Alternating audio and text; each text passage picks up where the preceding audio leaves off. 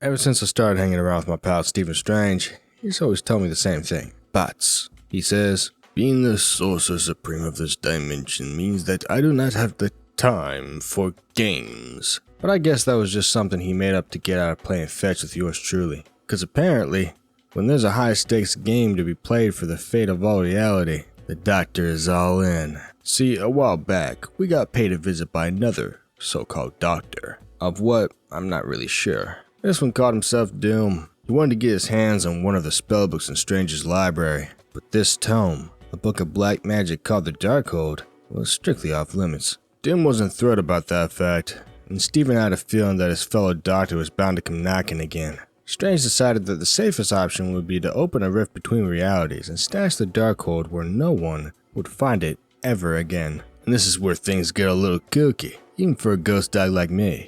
Time itself got turned upside down, and Strange ended up lost in the astral plane for a hot minute. While he was there, he searched for the Darkhold to make sure it was still safe. But, surprise, it had somehow fallen into the bony hands of an Egyptian moon god by the name of Khonshu. This bird-skulled freak had been protecting travelers in the night for centuries, and he thought the best way to keep doing that would be to use the Darkhold to eliminate the vampires that had overrun NYC. Not a bad plan, honestly, except for the fact that it would hurt thousands of regular folks who had been unwillingly turned to the dark side. Khonshu took Strange captive, and tried to make the doc cast that nasty spell for him, but Strange knew he had to shut Khonshu down.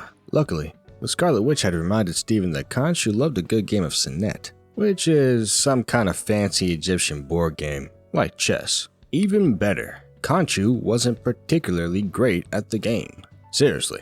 According to legend, he lost a match to some other god named Thoth, and forfeited his radiance as part of the wager. That's the whole reason the moon waxes and wanes.